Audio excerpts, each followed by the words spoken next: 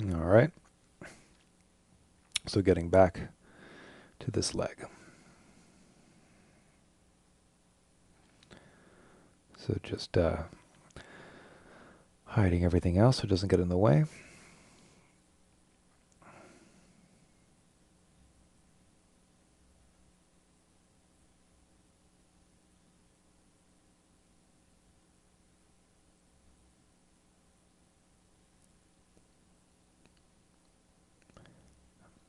And then as I'm doing this, I ended up having this idea that maybe it'd be cool if he had some sort of like little indentations or vents or something on the back of that leg. So just masking this stuff up.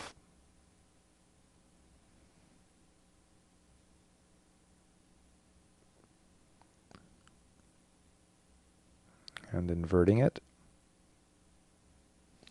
And then going into the deformation palette and just inflating, negative inflate, and taking a look at that from different angles and then smoothing. And so once I saw that, I was, pretty quickly decided it was an interesting direction to go in.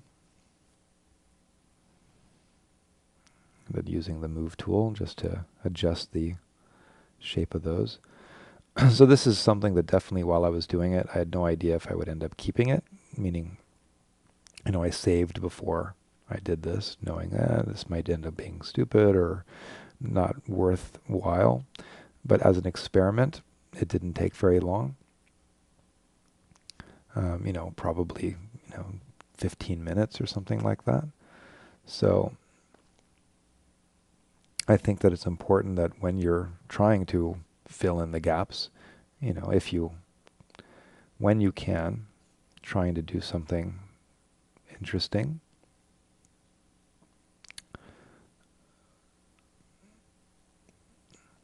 And then but just not spending too much time on it. So I'm trying to like block out this idea really, really quickly so I can then decide, is this a good idea? So I'm not like, noodling it up close, saving that mask. And then after looking at it from a distance, I started to think that, okay, well, something simpler on this project because, it's a project for myself, I can then make the decision, okay, this is worthwhile. While normally I would potentially, feel like, okay, well, this is a direction this could go in, do a quick screen grab and, email this off to whoever needs to see it, just saying, hey, what do you think about this for the back?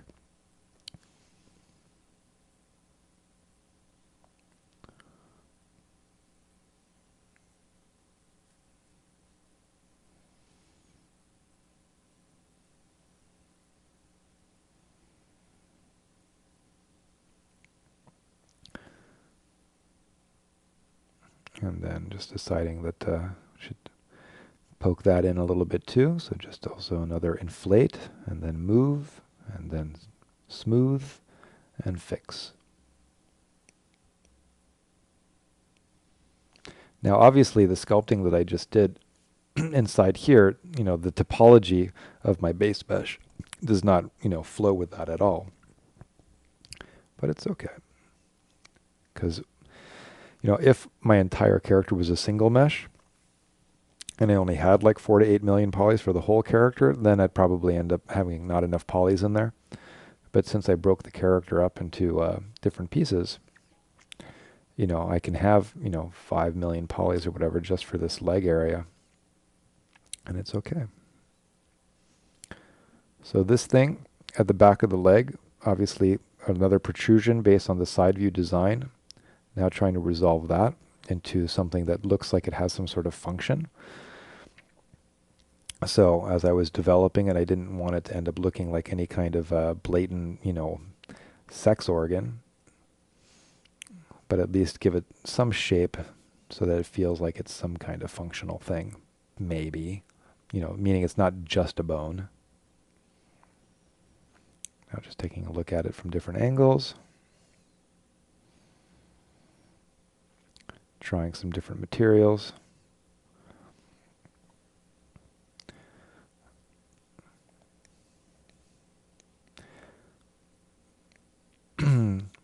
It's often a good idea to check out your sculpt using different materials, because with the different matte caps, you're going to get different lighting conditions, and under different lighting conditions, you'll see your form in a different way, and it'll help you maybe see where the problems are.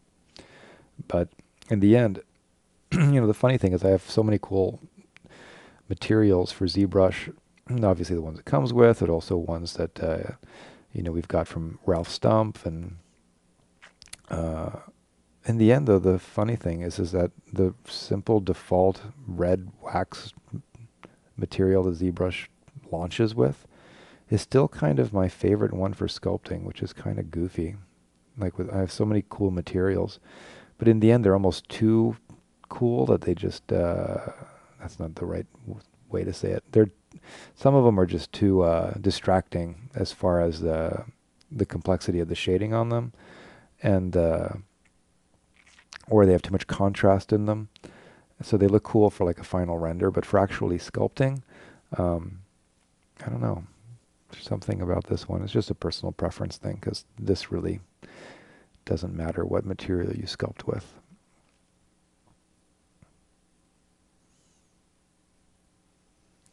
I just find this one to be, I don't know. I can see what I'm doing. I think that's the main reason I like it.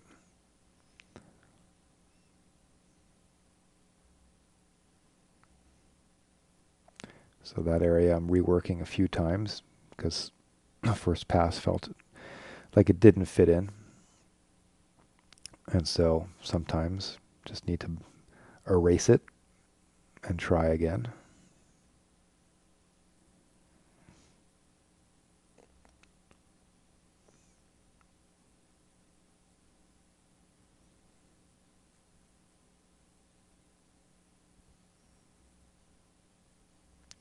And now slowly dealing with the top of the thigh, which for this guy I definitely felt was going to be tricky.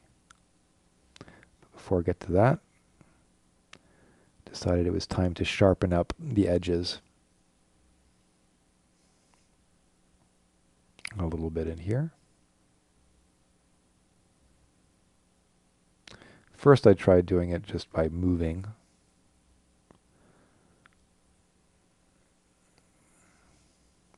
but then ended up changing my mind, as we will see. It just ended up looking a little weird on the geometry that I moved, so undo, undo, undo, undo, undo, and then decided it would really just be better to sculpt it.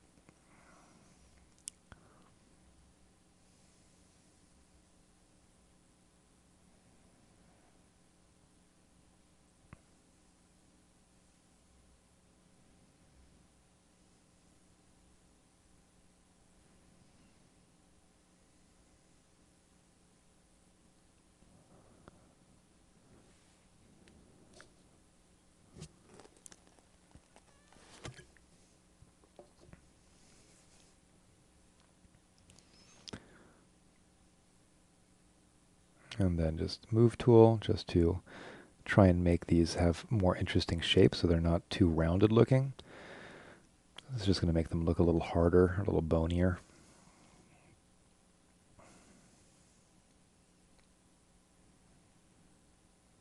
And then back to the clay tubes brush just to hide the fact that I used the move tool, because the move tool leaves like kind of signature marks behind, and so sometimes you need to try and get rid of that, which I didn't fully do yet, but get back to later. Checking out the leg from a bunch of different angles, and now giving in and deciding that I finally need to deal with what I'm going to do with the top of this leg. Or at least that's what was going through my mind at the time. Like, oh, okay, it's got to be symmetrical and not lame.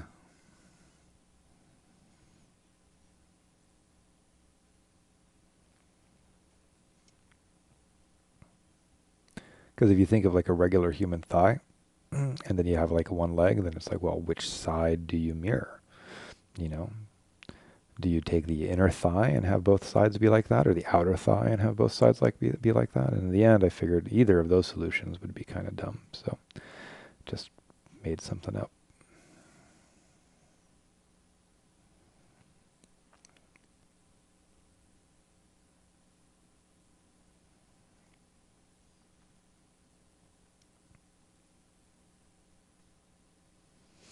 And then also knowing, or always knowing while I sculpt that nothing is permanent, and so don't have to take it too seriously. That I know that whatever I come up with, if it's stupid, I can try again. Or show it to somebody else and get their advice on what they think is working or not working. And that's, being able to do that is really helpful. I mean, that's where you really want to surround yourself with people that are better than you, because if you do, their feedback will be valuable. If you're surrounded by a bunch of people that you don't respect, then, their advice, you're not going to want to listen to it. And you're not going to grow as fast. But if you surround yourself with people that make you think like, man, I suck, these people are amazing, you're going to get better faster because they're going to motivate you,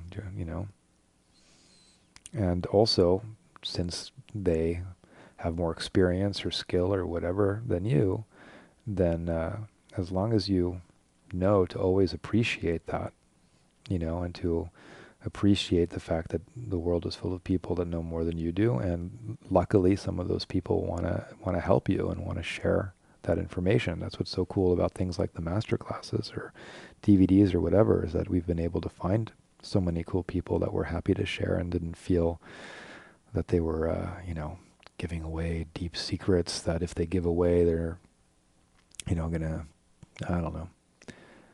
That was always, it's always been a concern. But the cool thing is most people that I've found are happy to share. And there's nothing better than finding amazingly talented people and listening to what they have to say. Myself excluded. Because whether I'm making any sense right now or not remains to be seen, because it's now 4:30 in the morning and I need to make more coffee.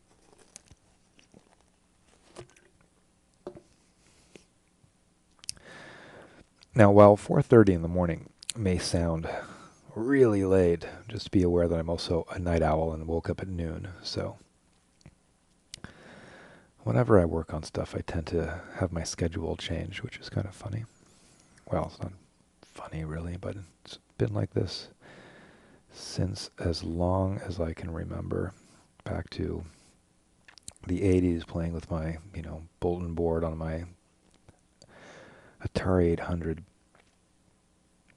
just staying up until 6 in the morning on Saturday. I've always just liked the nighttime because it's quiet. So normally I have a normal schedule like most people, but when I start working on a project and don't have a lot of time, since I only started this a few days ago, I immediately switch into hermit night owl mode and decide, okay, well tonight I'm going to stay up till 6 or 7 in the morning and wake up at noon, and now I'm going to be on a night schedule. So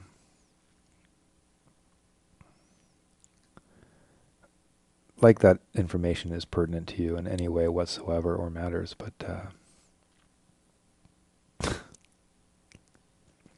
hey, pass the time while I sculpted that leg.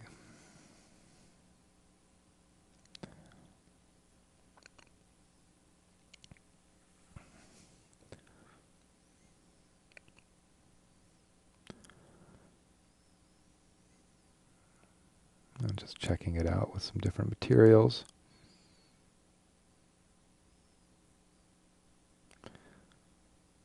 Oh boy.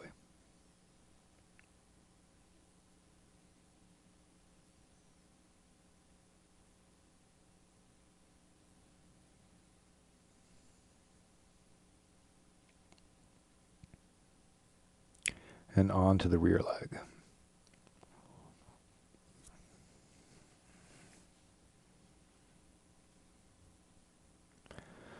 And so, repeating what we've seen to this point, I'm looking at my other monitor, looking at the design, and basically taking the guidelines from it and starting there.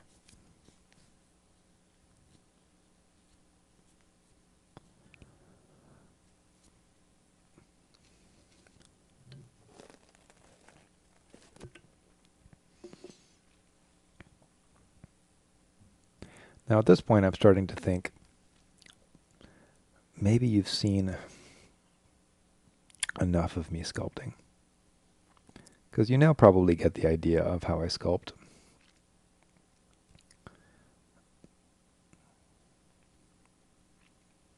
Because it really doesn't change much more from this point. As far as, the general principle and process of what I'm going through. So, I'm just going to follow the lines and fill in the volumes. So on the one hand, I'm tempted to just sort of skip forward. On the other hand, I'm tempted to just not talk and just let it play. And let you decide if you want to skip forward.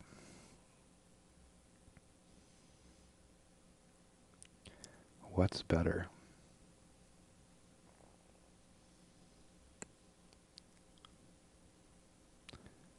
Well, I guess the main thing would be that I hope you don't mind if I just slow down my rambling.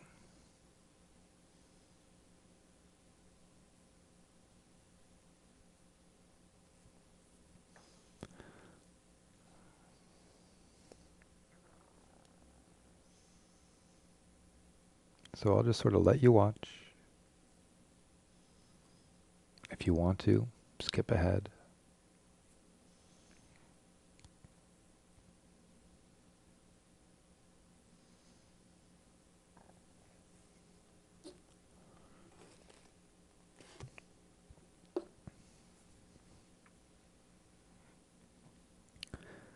And at some point, something will come up that is a new thing.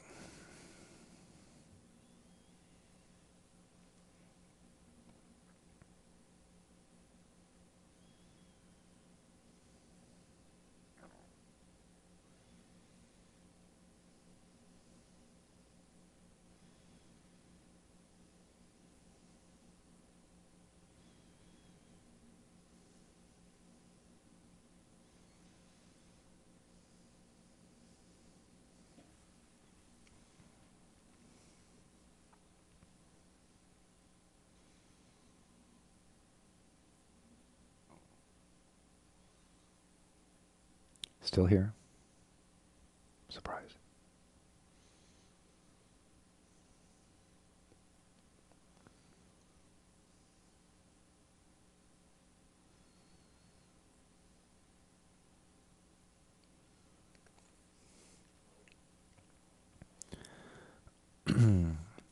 Having to deal with this back area, knowing in the end that I do want him to be able to bend his rear leg and compress it with his thigh.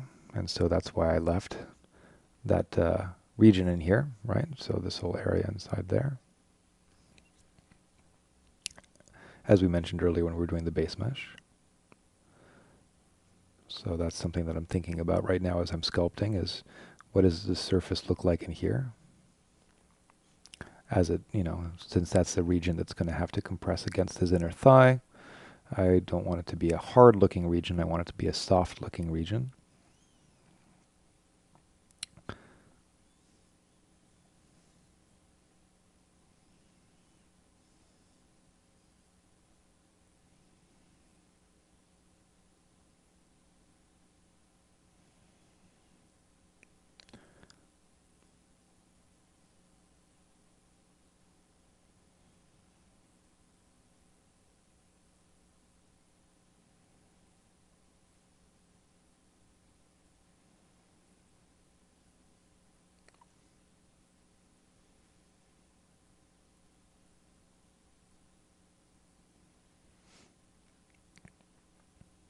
And you can see how I very often avoid going exactly with the flow of the surface, just trying to break things up, because it's those little kind of tiny breakups that happen, unexpected curvature changes or whatever, that sort of give this implication that there's like a muscle under there or a bone under there. So just trying to break up the form a little bit.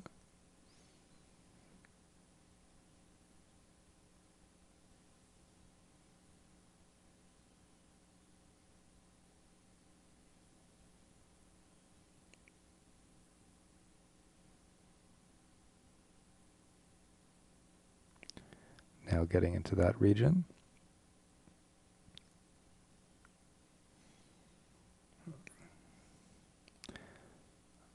So that's just sort of the compression spot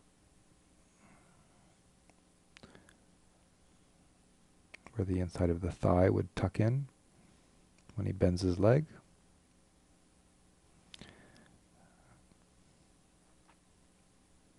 Oh yeah. Since that was a region that nobody will ever see, I got stupid.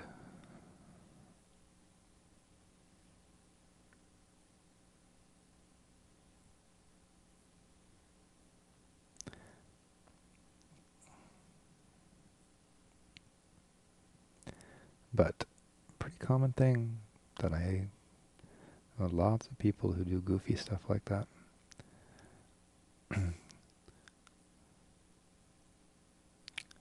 Many of the movies and games you play have the people who made them, their initials and all sorts of stuff scrawled somewhere underneath some brick behind some wall. If you know nobody's ever going to see it, then you figure out you can't get in trouble for putting it there.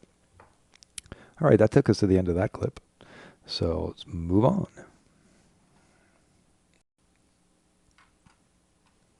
All right. So continuing with our rear leg. So since my base mesh didn't perfectly match the design, because it would require me having, the geometry be way too heavy, it tends to get really curvy or smooth, and so it becomes important to use the move tool once it's subdivided to, add a lot of those quick curvature changes, where it changes directly and really quickly to make things have sharper angles, which helps make it look harder.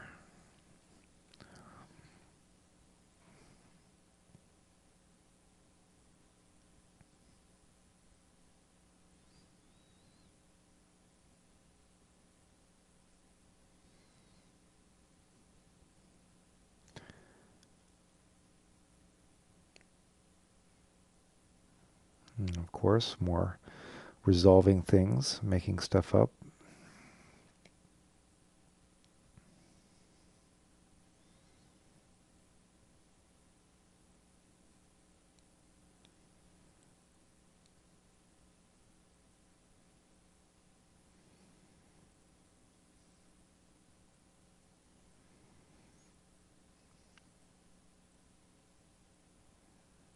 And then just trying to smooth out the form and shape of that rear, muscle or tendon, the back of his ankle.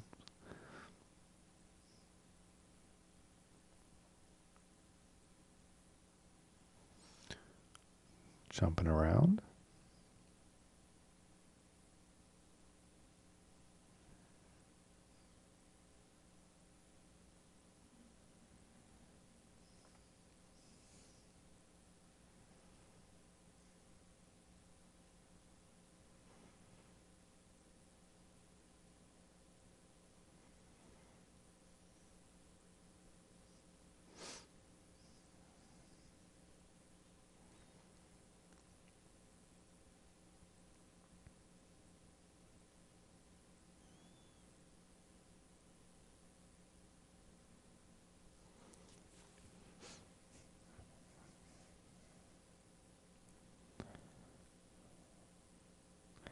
Not much to say inside here, so just letting it go.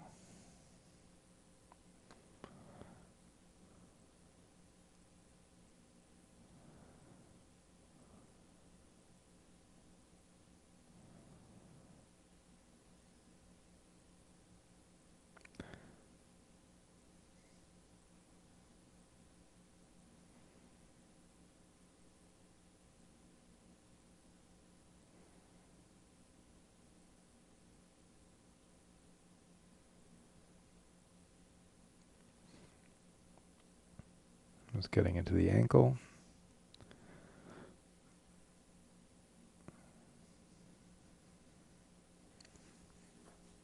If anything, I can state the obvious.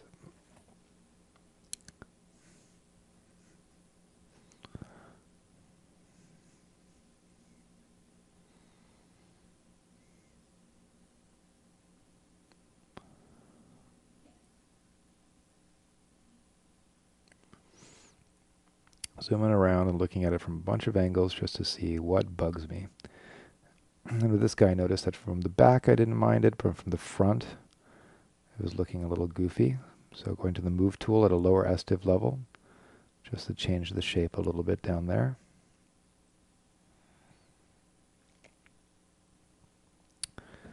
Because this is the big thing that you don't know when you're just given a side view drawing, is how thick or wide things are. You know, that taper that we have on that rear leg is just completely inferred or implied or assumed. And so at this point I'm realizing, okay, well, it's a little too wide. So I'm nudging the polygons just to make it a little narrower, losing my ability to speak.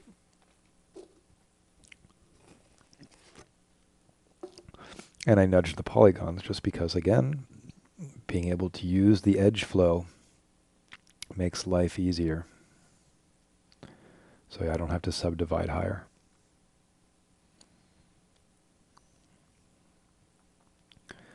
So saving, and then continuing. I do save usually at least once an hour, if not every 30 minutes, but just because I'm paranoid, I also back up like crazy.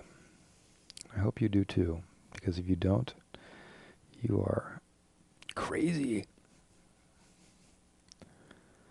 Because I can't tell you how many times we've had, you know, students that are new to the whole computer thing, and they're just on the verge of tears outside of Gnomon because they lost some file or some disk or drive or external or USB stick broke, and oh my God, it's the only place I had my stuff. It's like, I guess that's how you learn that lesson, is by going through that experience, because that's how I learned, by losing stuff. And today I back up like an idiot. One backup is not enough. Back up in one room and put it on a disk and put that in another room and put it on a drive and drop it off at my mom's and put it on another drive and have it, you know, it's like, so at least I know that, like, if my home explodes and, like, you know, Gnomon burns to the ground, at least I have a copy of my mom's place.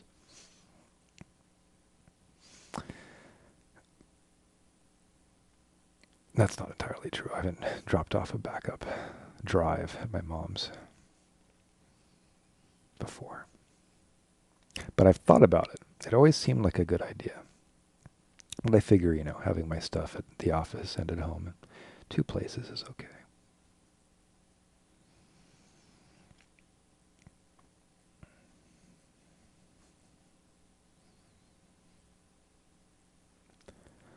But yeah. Back your stuff up.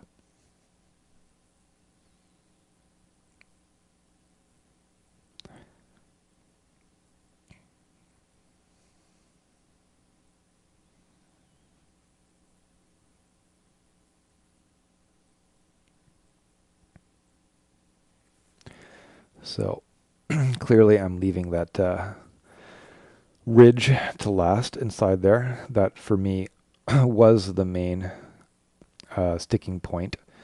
So I kind of left the hardest thing to last. Not the hardest, but just in the sense the thing that I didn't know what to do with.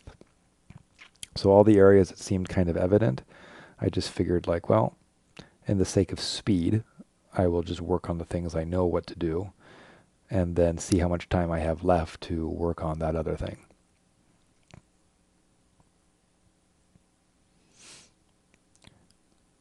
Adding another one of those little vents, just trying to repeat the idea that we had on the thigh.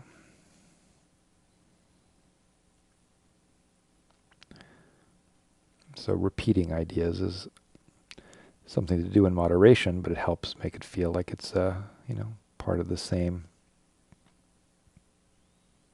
logic.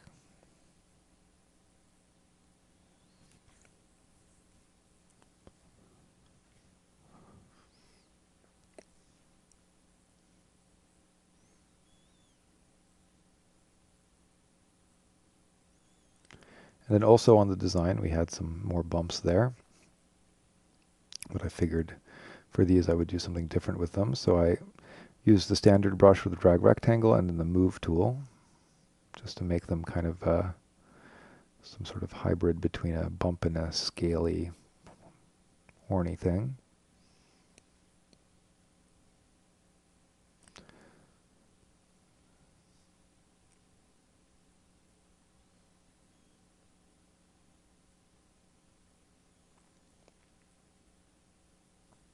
Now checking it out, different materials, saving, back to this. So I definitely saved before I got to dealing with the front of this. This was important just because I knew from the beginning that I wanted this to feel hard, because with the idea that he could kick that rear leg and use it as a weapon. If somebody was standing behind him, like a horse, he could do a rear kick. And so by that thing looking hard, it's going to seem a little bit more threatening if you got hit with that thing. So I didn't want it to look all fleshy like most of the other stuff I've been sculpting. So here I'm going to end up going in a couple different directions. So while most of the other stuff you've seen me sculpt, I just kind of did it and was okay with it, with occasional erasing and redoing. This one I'm going to end up working on a couple times. Just using, now I'm going to move on to some brushes that I've made. So just experimenting, using lazy mouse so I can get a smoother stroke. Now switching to the tracks brush with my alpha, so I can now repeat that alpha. So it's a tileable alpha that tiles in just one direction. And that's a brush that I made, this guy right here. These I just made in Zbrush. Just in 2.5D mode, and then save them out. And then, all right, so I did that, and then immediately was like, oh, well, that's kind of cool. So I had to do, take a few stabs at this guy until I finally did something that I thought, well, that could be it. But I preferred how it looked at the bottom, down here, than it did up at the top. So for that reason, I'll keep the bottom part, and I believe I go in and, sort of erase out the top part, figuring I'll redo the top part with a different scale on that brush.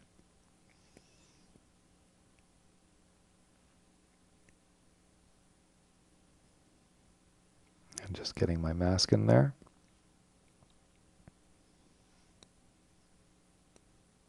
And then I got to sort of re-hit that stroke a bunch of times with the right pressure and all that kind of stuff until I do it in a way that I like it.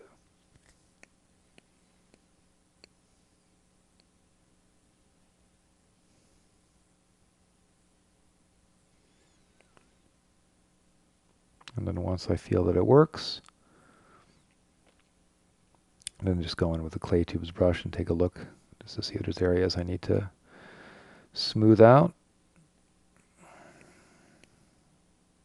So I don't use alphas that often, but in this case, I think it ended up looking kind of cool.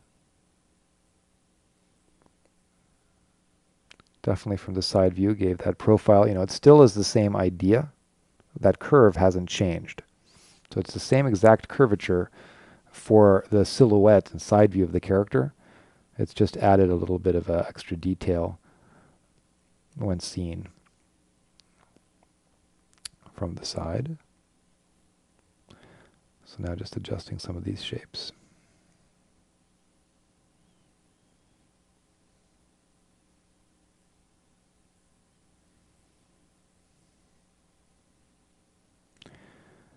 Now moving on to the belt thing. Now at this point, this is still potentially a placeholder for something cooler or more elaborate that might get made later. I just needed something that was going to cover the seam between the torso and the waist. And so, you know, the design, we did a quick Photoshop thing earlier of what it could look like as far as a shape, but now I'm trying to just sort of take that shape that I have and resolve it a little bit just so for what it is for now, it works. So I'm not going to spend much time on it. You'll see just make a mask and just sort of use the standard brush to pull that out and pinch it to sharpen that edge. Just to make it look like this thing. My intention while I was doing this is that it would look like it was made out of sort of leather panels. And then potentially later on in Maya, I'll develop it further so that it could have, you know, have some kind of leash type attachment on it. Because again, still sort of sticking to the idea that he's a pet.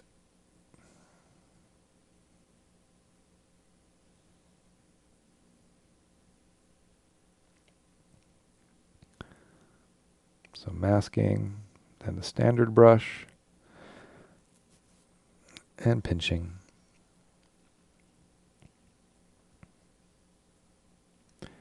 And then now going back to the tracks brush, trying to find a good alpha to make some stitching. And eventually just decide to grab the ones that Ryan did. If you go to the Gnomon Workshop website and go to the freebies section, you'll see that Ryan did a cool free tutorial on making alphas for stitching. And you can download some of the alphas he made from there. And so that's what I'm importing is some of Ryan's cool little stitch alphas. And then using Lazy Mouth on his brushes. Because actually what you can download from the Gnomon Workshop isn't just alphas, it's actual brushes with all the settings and everything. You just load in the brush. It has the alpha, the settings. Pretty cool. So now I'm just sort of messing around to figure out what I could do.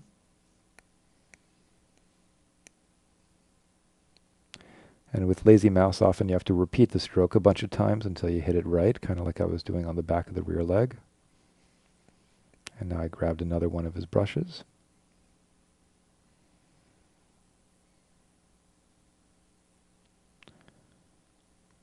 Doing it a bunch of times until I feel like I've hit it in a way that I like.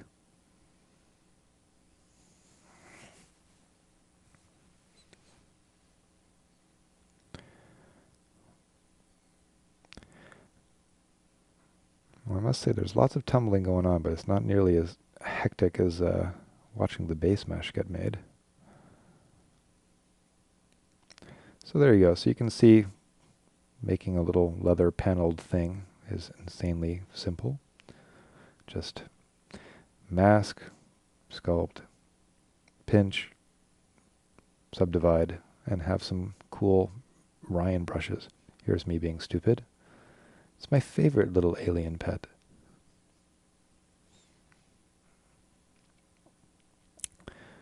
And then I actually got really stupid and thought, well, I don't know, maybe it is. Maybe that's not a bad idea. Until I finally decided, yes, this is a very stupid idea.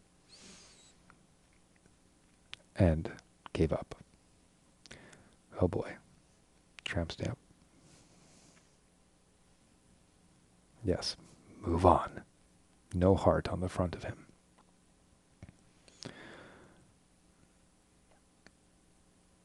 Okay, doing a render. Turning on some fog. So at this point, I've kind of decided that the model is almost done. And I'm going to pause the video for a second. So yeah, I kind of reached a point where I felt, well, I've basically touched just about everything on the model. And it's basically ready for me to do some renders that I can sit and stare at in Photoshop. Because since I've been working on the model at this point for, probably, I don't know, day and a half, I felt that I should stop, do a bunch of renders, because in the process of doing a whole bunch of renders, it'll just force me to stare at the model as I do those renders. And then I can assemble them in Photoshop, make a nice, some nice turnarounds in Photoshop that are then what would get printed out and put it on a wall for presentation, or, can be emailed. And I decided to go through that process at this point. So even though I know I'm probably not done, I felt that it's often important to just go through that process of creating a presentation of your model, doing some renders, just so you force yourself to take the time to really stare at it, because tumbling the model like crazy, then it's too much, it's information overload as you're tumbling the model. And sometimes it's easier to identify problems by looking at a still. So for these kind of renders, I just do them in ZBrush. Simple enough. And so all I did inside here is I just, under the render palette, I just turned on fog. And I'm going to end up doing a few renders with some of these different RS materials. These are materials you can get at the Domain Workshop. They're made by Ralph Stump. You can also find lots of really cool materials at ZBrush Central, or make your own. And so I'm going to use some of his to do some renders. One thing to point out, though, I did import a ground plane. You can see up here. I added a subtool. I just made a plane in Maya, exported it as an OBJ, and then imported it into ZBrush. I don't like making the ground plane in ZBrush. It's too goofy. So I just make the ground plane in Maya, import it in here, and that way he can get a cast shadow. So I'm just experimenting with different colors for the shader and for the fog. Adjusting the fog depth.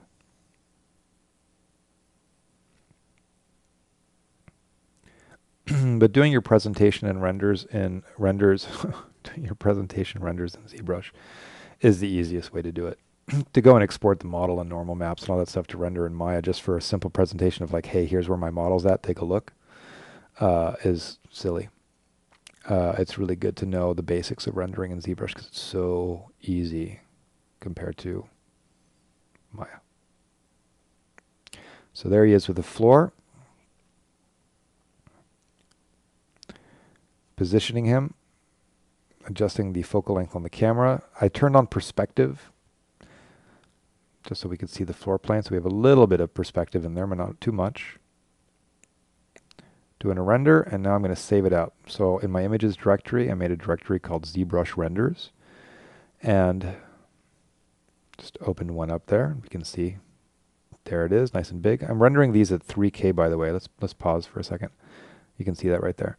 So I changed my document size in ZBrush to 3,000 pixels by 2750, so really, really big. So I'm doing these renders at 3K, but they take less than a minute to render. So that's, again, a great thing about rendering in ZBrush is that I can render a whole bunch of turnarounds really, really fast and really, really big. So as I render the turnarounds for this guy, they're all going to be 3,000 pixels wide. And you're going to watch a bunch of them get rendered now. So you're going to say, I'm going to render them, switch material, save it out. Switch material, and then save it out. So very quickly I ended up having, a lot of renders of this guy, because since it renders so fast in ZBrush, doing what I'm doing right now in ZBrush, you do this in Maya and Mental Ray, changing shaders and materials and whatever and lighting, would take forever, because that's the cool thing with matte caps is each matte cap is not just a different material, it's a different light setup because the lighting is built into the shader. So you get all this variety of how to look at the model, which is a very important thing. And so because inside here, if we look at this one, with each matte cap, we have a different light rig, which allows you to analyze the forms and the shapes, where you're seeing things that you don't see, when it's lit from the front or lit from the back, the form reads differently. And so by having all these different renders and seeing how this character looks under different lighting conditions is helpful to analyzing what's wrong with the design and where you need to fix stuff. So sure, you could go and just do one, come up with a shader you like and just render that.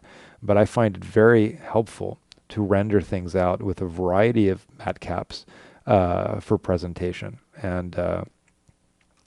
And people, I've gotten good response from that, because then, I can, in just a little bit more time, an extra 20, 30 minutes, I can go and have, instead of just, 5 renders of this guy with one material, I can have like 50 renders of the guy with like 10 materials. And then the client or whoever's looking at it can then just have way more options. And in the end, it looks like you did a lot more work. And in the end, you just did a bunch of renders, and ZBrush didn't take that much longer. But it's all about communication. It's helping communicate your model to somebody who in the end can't necessarily open the model and tumble it around, because a lot of the people who look at your stuff might not have ZBrush or a computer. Oh, they probably have a computer. So here I'm just looking at some of the renders that I did.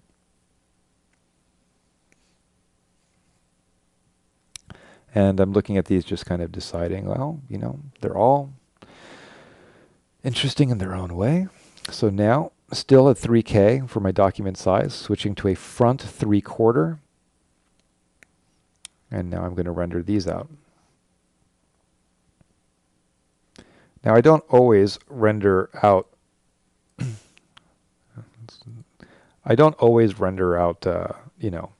turnarounds with 10 different materials.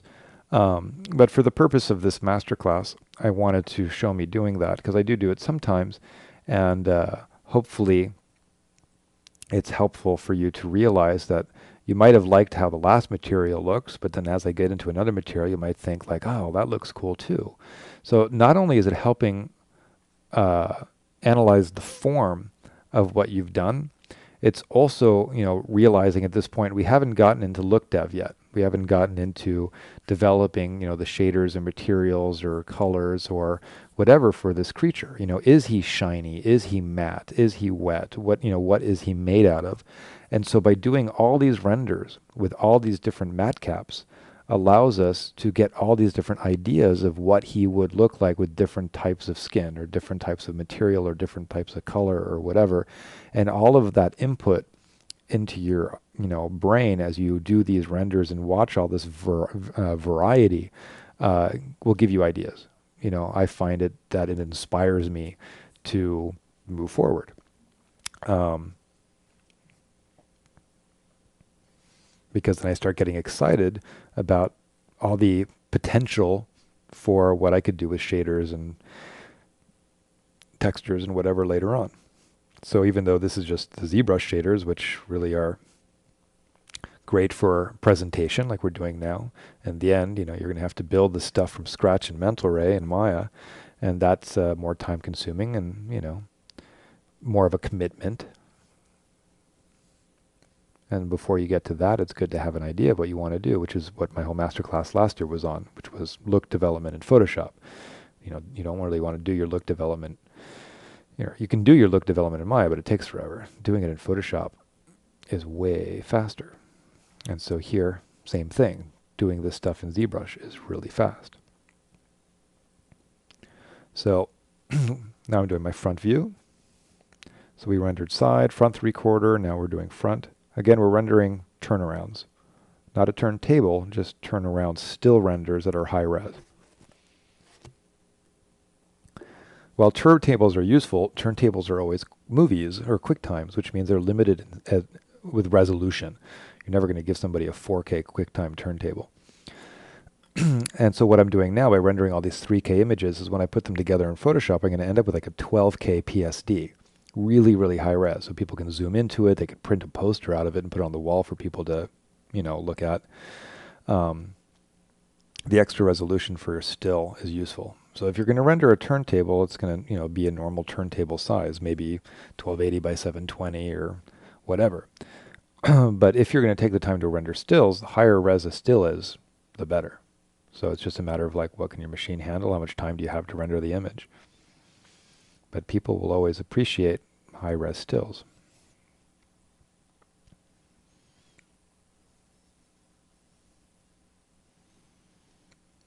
And so you really have to be thinking like, okay, well, you know what you did in your sculpt, but you're going to be showing this to somebody.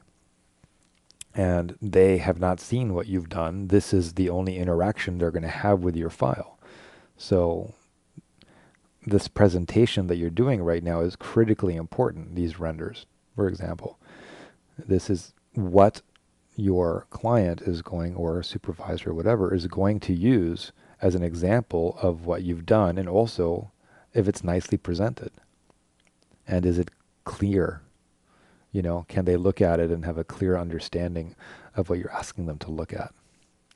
So that's the nice thing with these matte caps is they, the ones I'm choosing to use have nice lighting. You have, most of them have typical, key light, rim light, fill light. So there aren't like super dark shadows everywhere, meaning we can kind of see the form everywhere. I did end up using like 1 or 2 materials that have deep shadows in them, just so that you could see it high contrast. But, a material like this, even though it's high contrast, you can still really read all the form. So it still, presents things nicely.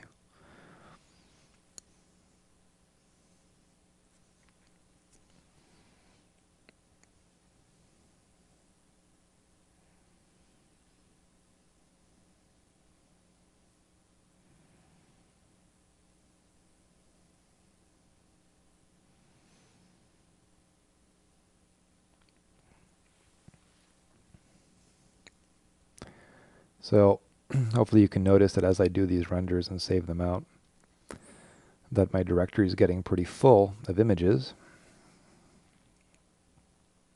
Because I rendered, front 3/4, side, rear 3/4, and back.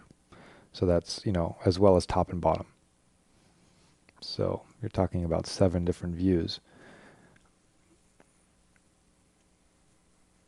And then I did it with about 10 different materials. So, we're talking about, 60 or 70 renders, all at 3K.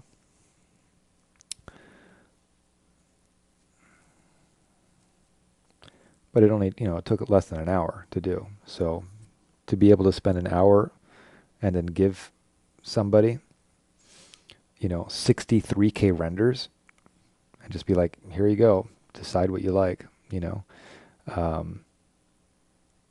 get, a good response from it, because then they can look through these 60 images and then they can find, the image that helps them the most, or the image that they feel like that's the one that best represents this thing. And then that person then wants to show the next person up. Because again, remember that what you show a, art director, that art director then might need to show a director, and so the, supervisor or person you're showing, then they're going to look at your work because you represent them, right? You're doing work that represents their team or their crew, and they want to be represented as good as possible. So by giving them a bunch of things to choose from, then they can pick the thing that they feel best represents them and their crew, and they can then move on to the next person they have to show stuff to. It's this whole sort of chain of who's going to see stuff. So it's cool to give variety when you can. You can't always. It's just right now, a ZBrush sculpt, thanks to the simplicity of rendering in ZBrush, it's very simple to be able to show a bunch of options.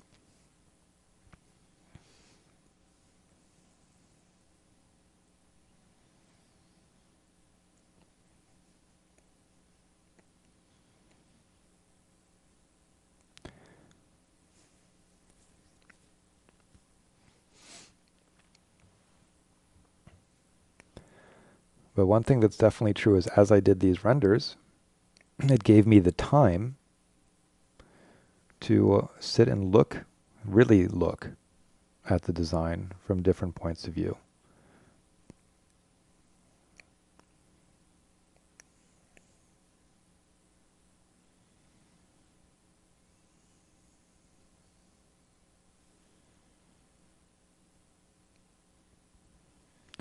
Because otherwise, you tend to see what you think you did.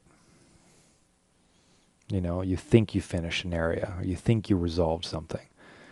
And then once you go through this process, then you'll start to realize, like, oh crap, I've got some things to fix.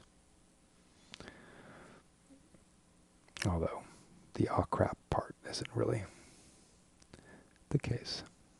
Too often, you just kind of assume you're going to have something to fix.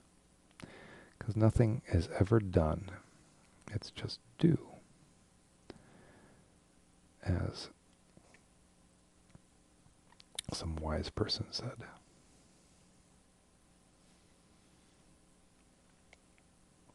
Alrighty, so there you go.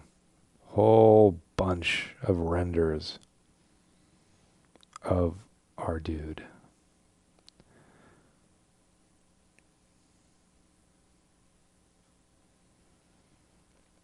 But it's kind of cool.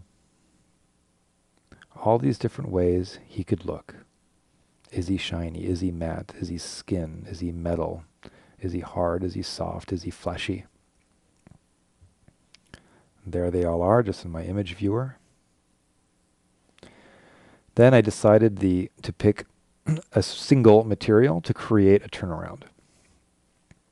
And so I am now in Photoshop and just going to merge all of these together, just copy pasting into a single document. And that's a simple way to create a nice turnaround still presentation.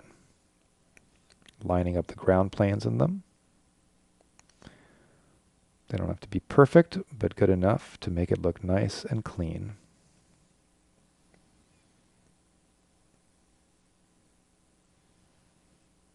And then I'm just erasing the sort of borders between them. Again, not trying to make it perfect, just trying to make it a little less obvious that these are 6 different renders.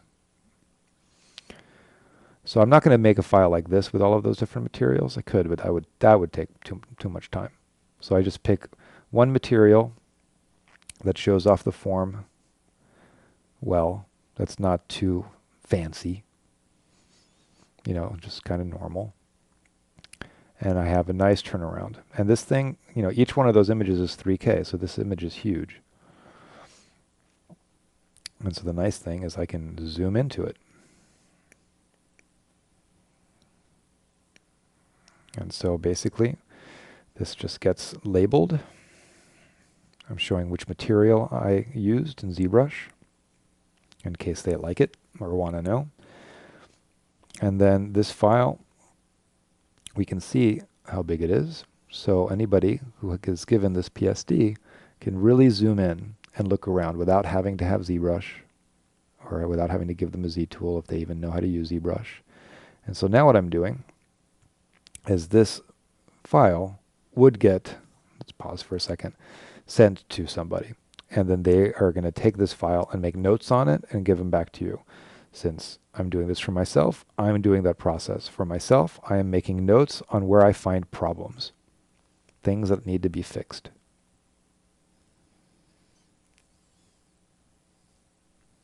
So what I'm showing you right now usually would be done by somebody else.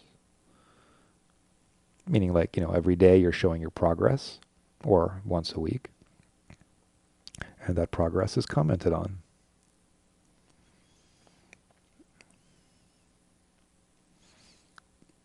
And so I'm doing to myself right here what I do all the time in my class at Gnomon. And so, or at least my creature development class.